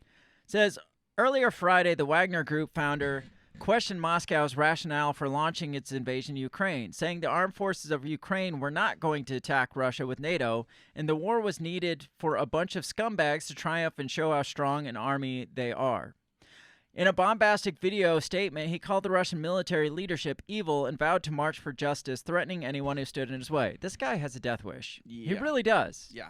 In a second message released on his Telegram channel in the early hours of Saturday morning, Prigozhin said, at the current time we are entering Rostov in Russia, adding that conscripts had been sent to turn Wagner Group fighters back. However, he went on to claim those guarding the frontier had greeted his troops with open arms. If anyone gets in our way, we will destroy everything, he said again. The current situation requires maximum, so this is from the governor of Rostov. The current situation requires maximum concentration of all forces to maintain order. Law enforcement agencies are doing everything necessary to ensure safety of residents in the area. I ask everyone to stay calm and do not leave their house without need. What do you think so far? It just it doesn't. Is it adding up to you? No. I mean, I don't know Russian, like how they operate, their mindset. I mean, it's potentially could be a thing. I mean, looking at like how things escalate here in the United States sometimes, but 9 times out of 10, actually more than likely 10 times out of 10, those are staged things. Yeah. Like J6. Right. Totally a freaking FBI orchestrated thing. Yeah. Look at, I don't know, any one of these things that's happened, one of these like big terrorist moments, like domestic terrorist things, has the FBI or CIA's prints all over it here. Yeah. So when it happens over there, it's like, well, I guess it could happen, but because it happens here. But then again, this was a staged op here, so it's more than likely a staged op there. Right. Yeah. And it's more than likely the people that do it here was training them to do it there. Yeah. That's what I'm thinking. Yeah. Like I said, they have 25,000 people that they decide they're going to march on Moscow with. Tarek Ambrose says General Armageddon. He definitely gave himself that nickname. Yes, he did. Like original OG. This says, whatever this is definitely dismantling for Wagner, the Wagner Group, said a political analyst of some consultancy firm. Says, this is the end of Prigozhin and the end of Wagner, an important moment many within the elite will hold against Putin, that things have come this far that the president did not react sooner. That's why his entire story is also a blow to Putin. That's exactly what this is. Right. It is. They're trying to make this a blow to Putin because this is what they've been calling for since day one. They're like, well, we're going to put financial pressure on them and put all these like blockades, like import what's that called? I can't think of the word that I'm looking for. Embargoes. Trade embargoes on them and oil embargoes on them. And the Russian people are going to hurt from this, and that's sad. But maybe they'll just turn and do our job for us. Yeah. So they'll do what we want and overthrow Putin so we don't have to do it. Yeah. I mean, that has the NED all over it. And this is what that is. And then they're like, well, this is just a blow to Putin because it just shows how far he's let things come. Yeah, right. And obviously the casualties are much higher than what yes. Right? Does it reek of Western propaganda, this whole thing? Extremely, yes. Now, let's keep going. Let's look at this Zero Hedge article because this one just is fishy. Like kind of like the submarine thing. Like the more you read, the fishier it kind of gets because it almost like de-escalates on its own. It's like, how does that even freaking happen? This one's from Zero Hedge. It says the military deploys as Wagner chief sought for armed mutiny. So it says there are now widespread reports and circulating. Let me try to I've clicked this button like 3 times. There it goes. There are now widespread reports and circulating footage of additional armored vehicles deployed by military police units in key parts of Russia, including Moscow and Rostov region. So they've amped up their security, kind of like the U.S. did after J6. Russia's Federal Security Service late Friday announced a criminal case against Wagner mercenary chief Yevgeny Prigozhin, accusing him of incitement to armed rebellion after he declared an open conflict with Russia's military and called on Russians to join the 25,000 Wagner fighters against Defense Minister Sergei Shoigu.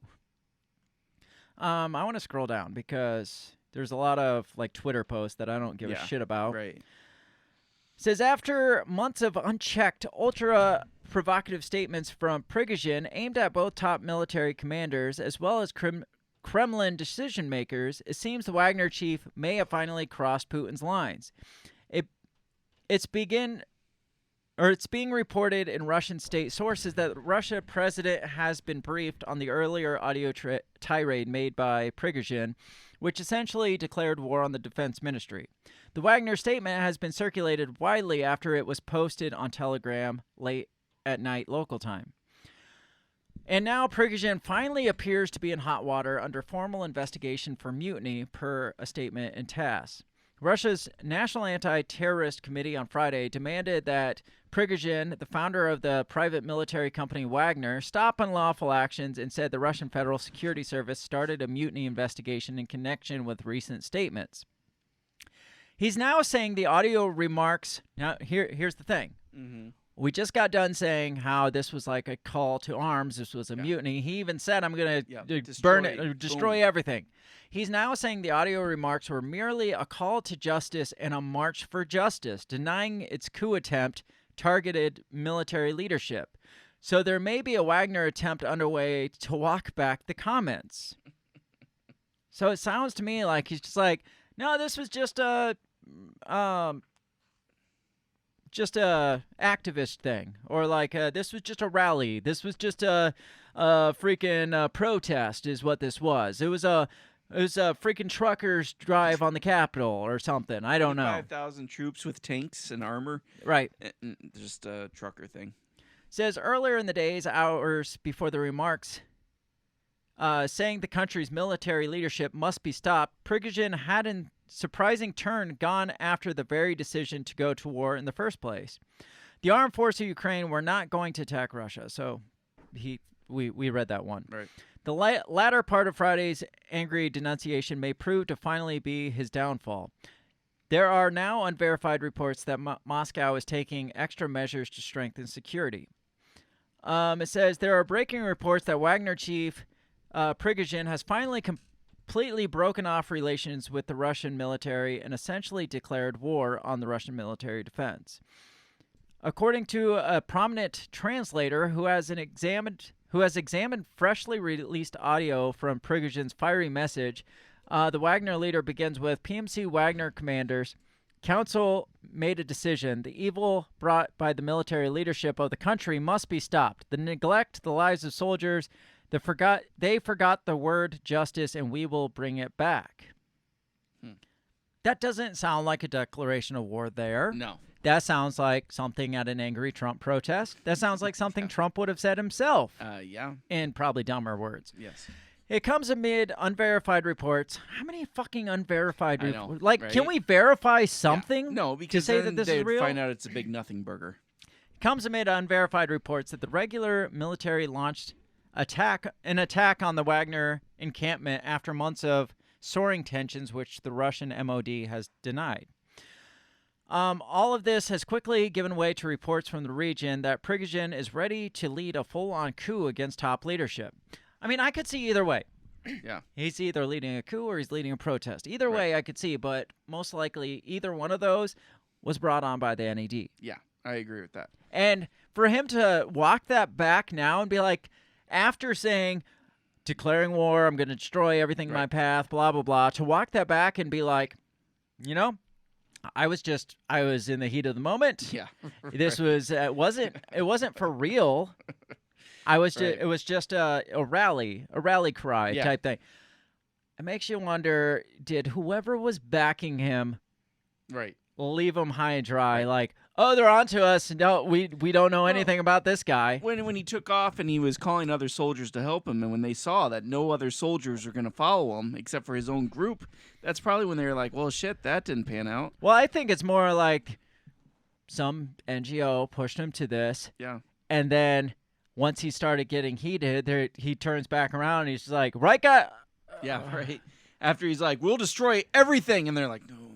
Yeah, well, he did what the NED wanted, but the NED probably, I'm not saying it was the NED, but most likely. Somebody like it. It has their fingerprints. So this is just my theory. The NED comes and makes a bunch of promises. And it's like, hey, you help us. We're going to help you with the strength and blah, blah, blah. We'll give you weapons. We'll give you all this shit. Right. All you just got to, like, stand up. I mean, this is your country. And remember the NED pamphlets that they would give out, like how to stage a coup, pretty much. Right, yeah. How to stage a coup pamphlets. They gave him one of those. He's like, oh, this sounds really nice. And then he gets all his guys all worked up, and he's like, yeah, because we got the backing of the. In the end, he's like, well, we can't be caught here. Yeah, right. We can't. They can't find out we were Right. part of this. And he's just like, well, the damage is already done. And he's just like, I was just joking, guys. It was all a joke. Yeah. It was just a. And the thing is that because this guy has stood down, right? And he's been shipped off to Belarus. Yes. Right? Now, this is even more interesting to me. That part of it. Like, Putin made, like, after a couple days. Now, you're talking Vladimir Putin. Remember all the reports of Vladimir Putin was, like, losing his fucking mind. Right. He's paranoid. Yeah. He's, like, trigger happy. He's, like, about to lose his shit. Like, he's losing this war. So anything, like, we don't know what's going to tip this guy off. You'd think This a would do fucking it, coup would be, you think, if he was the guy that supposedly would go, like, set off a freaking dirty bomb Hit on the button. like right on his freaking border, you think he would stop short of just going and just wiping all these guys out, just obliterating all of them? Yeah. I mean, that's what they've led us to believe that Putin is. It's just like he would just roll in with tanks and just machine gun them all down. Yeah. Or just drop a dirty bomb right in the middle of their camp. It's like, well, if I can't have it, nobody can have it. Right. I mean, that's just what they've made Putin out to be. Yeah. Now, I don't know if this was just he knows that that's what we think of him, and he's just like, it's walking on eggshells in that country right now to not give off any appearance that things are destabilizing there. Right. So whether it is or isn't destabilizing, they can't give that appearance. Oh, no. And this guy has to have the coolest head on his shoulders, at least to not give the appearance that he's going to murder the guy. Because that guy's not going to Belarus, dude. No. There's no way in hell that guy's going to Belarus. What? No, I wish him good health. Yeah, the Belarus is key. It's code word for hell. Yeah, right. Because this one is also from NPR. It says Putin insists that Russia is united now after the Wagner Group uprising, and he vows to uphold he made a deal with these guys. Sure he did. Now, the Putin that you've come to know through the headlines, the Western headlines. Yeah. Even if he took out the leader, do all his followers get just a free pass if they go home? No. You think he's the Ulysses? Was it Grant that let Jackson's men go home? Yeah. And he's just like, no, just go home, guys. Yeah, just right. fucking go home. Bygones be all bygones. go home. Yeah. You think the media has made him out to be the General Grant type that he's showing here? It's like, guys, that was fucking dumb. Yeah. Do you want to die or do you want to go home? Right. We'll go home. All right, then. Yeah. Let's not talk about this again. Yeah. I don't know. It definitely changes the narrative of what the mainstream media has made Putin out to be. Right. In his first address since a group of rebellious mercenaries marched towards Moscow over the weekend, Russian President Vladimir Putin said that the country has united in opposition against the uprising.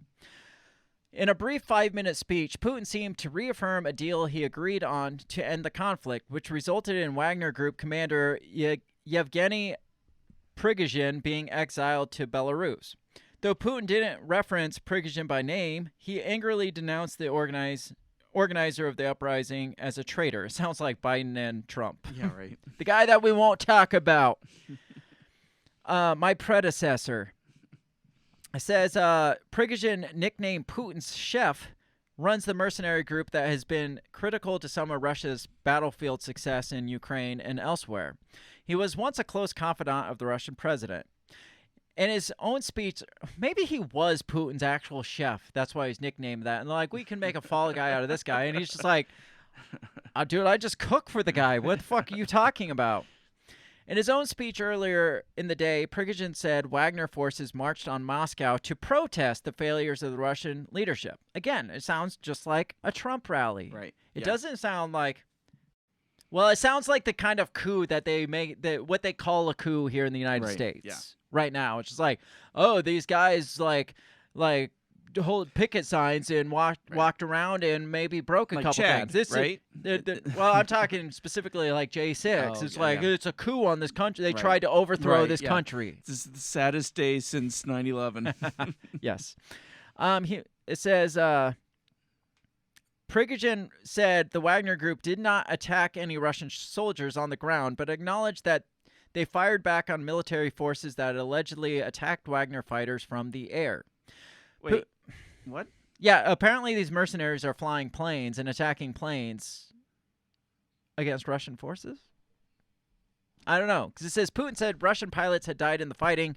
Prigozhin previously said 30 Wagner fighters had been killed. So maybe the pilots were shooting down on the ground and the Wagner Group was shooting back. I don't know.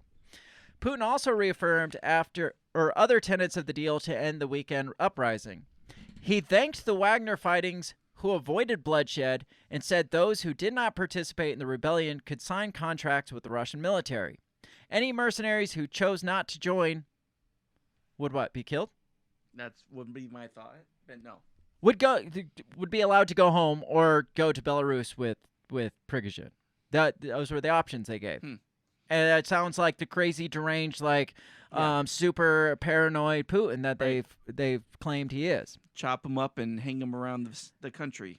And again, this could be all just a show for the media, and then he will go chop him be up. Like, yeah, why don't you go on to Belarus, and we got a house waiting for you there. Yeah, right? and the plane just crashes on the way.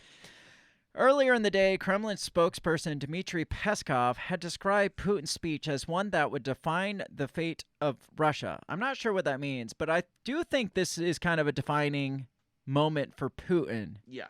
Because this shows the world, the world wanted a J6 moment. Yes. The world wanted, at least the Western world wanted, everything to just collapse on itself. They wanted the Russia pitted against Russia. They wanted to portray that the people were against Putin and that Putin would get pissed off and angry and just wipe them all out. Right.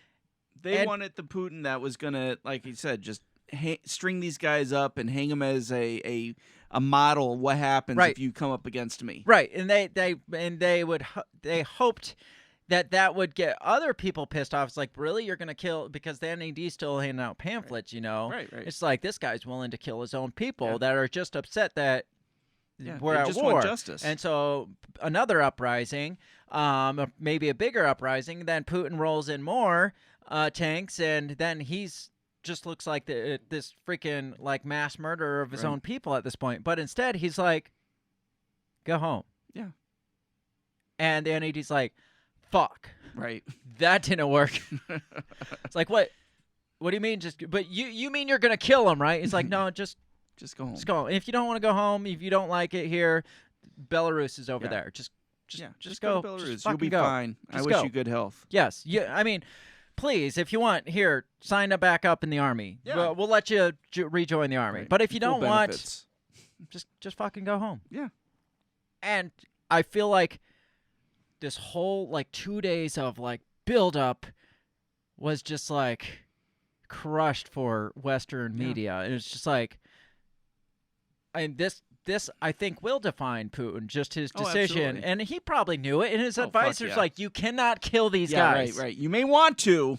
You can't the world is watching right now. Yeah. What are you going to do in this moment? He's like, fucking send him home. Yeah. I mean, there might be a plane crash on the way home, but nobody Car explosion, poison fish. You just never know. Yeah. But send them home. Yeah. But in the meantime, in America, this thing is portrayed as this massive crushing blow to Russia. Yeah. The country's divided. This just shows that he has waited too long, and the pains that it's taken at home, and he's just like, guys, we got this. Yeah. Just go home. We don't even need you. We don't even need you guys. Yeah. Right. That's how much we got this. Yeah. Just fucking go home. Putin held up better in this scenario than a $30 Logitech controller did in a submarine. Nice way to tie it together. Right? I mean, how do you, what's your opinion on this whole scenario? What happened, how this went down, how the media portrayed it, how it turned out not like the media said it would. Yeah. No, I completely agree. I think the NED got to this guy. They pushed him to do a coup. he started going to it. The found stick, out, like the meme, like do it. Come on, now, right, do a come coup. on, yeah. And he looked back; they were gone. So then he tries to walk it back. By then, damage is gone. They've already killed 30 Russians, and he's like, "Shit." And so Putin knows he's on the world stage. Mm-hmm. He's like, "Hey, you guys, we're united. Sign up if you want. If not, then just go home." And the NED's like, "Fuck." And they're like, "But wait, we can spin this." And then the media comes out and they're like, "Oh my gosh, look at Russia collapsing on itself." Russia's fine. I mean, Right? that's at least what they're portraying, and that's what Right. they want to portray is Russia. We're okay, guys. Yeah. Like Right. they say Now, they say we're doing bad. Everything's detrimental. Everything's good. Maybe behind closed doors, he's flipping tables and cussing people out and kicking puppies. But on the world stage, he looks like he's got shit handled. You're right. Derek says Putin can't win a war in Ukraine, but he can stop an invasion from a mercenary group in his own country. Look, he's not useless. Now, I don't know. I think from a PR stance, he won the day. Yeah, I agree. Yeah, maybe things are imploding on him. Yeah. But he won the PR side of it. Yeah. Yeah. Like, he's doing a more bang-up job than a lot of politicians here in the United States on portraying, look, everything's fine. Here in the United States, like, other countries have to look on us and be like, how the fuck are they still standing as a country? Yeah. All they're doing is imploding constantly. And when there's potentially actual or maybe made-up coups in his country, he's just like, we got this. We're fine. Yeah. Everything's good. Like, we don't have that global presence anymore where we're like, no, our country is rock solid. We are the United States of America. No, it's just like, yeah, fuck the left and fuck the right and Trump and Biden and blah, blah, blah. And the world's got to look at that and be like, united who? Yeah, right. United what? There's nothing united about you guys. Right, yeah, exactly. And Russia's like, look at us. We're pretty united. Yeah. There was a coup.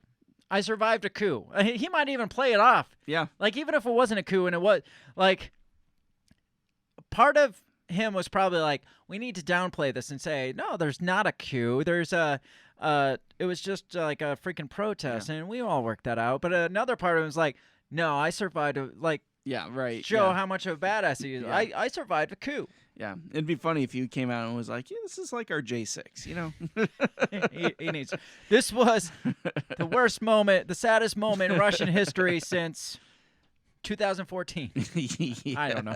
Since the fall of the Soviet Union. Yeah. I don't know.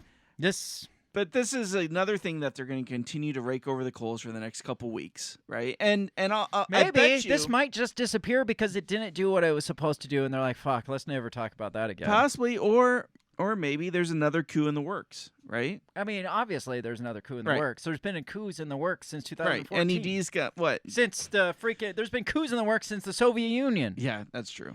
That's true. And they got 200 different countries that they're working on. It's like, just fucking leave them all alone. Just bring. Actually, you guys from the NED, you can just stay over there. Yeah, do your keep thing. Working on that. Just leave us out of it. Leave them out. Like, I don't know. So too much meddling. Do we hear that this Pragozia guy or whatever his name is, does he just quietly go away, or do we hear he gets killed in a car accident? Right. I don't know. I think, like, over here, it would be a car accident because they think they're, like, untouchable. And it's like, we could just throw out there that this guy committed suicide with 2 bullets to the back of the head. Yeah. And people will believe it. Over there, I don't know. Like, there's too much speculation that, like, his advisors have to be like, we can't just blow up his car or poison him because that's what the news expects you to do. Like, you literally have to let him go home. He's like, you mean go home, wink, wink. Yeah. No. Vlad. Yeah, he has to go home. If you want to win this, just let him go home. What's he going to do from Belarus? Right. In reality, what's he going to do? It's like, fuck, fine, I'll let him go home. But can he kill his family? But when this war's over, yeah, right. He's going up in a fiery blaze. Yeah. It's like, that's fine. We can compromise after on the that. war. Yes. But do you feel like, and this is kind of related, but kind of not. Oh. But this is something that's been in my head during this whole thing. Do you feel like Russia is seriously that incompetent that they can't take Ukraine, or do you feel like they're holding back? I mean, maybe I'm giving them too much credit, but I just feel like they're just not trying. They're just on purpose. Like maybe they don't want to come across as invaders, and I don't know. It's for some reason it just seems like they're holding back. I mean, there is the potential that he's just doing what he said he's doing, and he's just like securing the areas, like those regions that want to be Russian, that the Ukrainians are racist against anyway. Right. I mean, there is that possibility. Yeah. On the other hand, there is the possibility that maybe he's not as a big of deal as he thinks he is. Right. But Ukraine's not as big. The Ukraine would have been freaking wiped off the map, I think, if it wasn't for NATO fully 100% backing this whole entire thing, providing all the military equipment, providing all the freaking military intel, probably training. I guarantee you we have troops there too. Oh, fuck yeah. You can say we don't. We at least have a lot of CIA freaking forces, like special ops type forces there. We do. We have to. Right. I agree. But if it wasn't for that, Russia would have rolled over Ukraine. I don't know what's holding Russia back, whether it is NATO's presence, mostly the United States' presence in Ukraine, or if it is Putin only doing, like, trying to secure what he thinks is his. Right. And he's just like, well, this is what I want. I'm not going to go any further than this. But if NATO fucks around, we're going to take all of Ukraine, is basically what he said. Right. So I don't know. At this point, I really don't know. Yeah. What do you think? I feel like they're holding back. I feel like they're waiting for something to happen. And so they're kind of just going in with like a police force type thing. I think both sides, NATO, not Ukraine, but NATO and Russia are both just waiting for somebody to fire the first shot before all hell breaks loose. Yeah. It's like, no, you do it. No, you do it. No, you do it. And Ukraine's just fucked in the middle. Right. And Zelensky is just making bank off of the United States. Yeah. Yeah, I agree. Derek Ambrose says, I don't know why he doesn't just Novichok the cities that he's destroying anyway. You keep the infrastructure without these pesky people shooting back at you. Fair enough. Yeah. Any final thoughts on either one of these stories? They're both filler, man. And like there's so much that they're distracting from right now, and they're using these two things that would be no-go stories typically. Well, here's an option.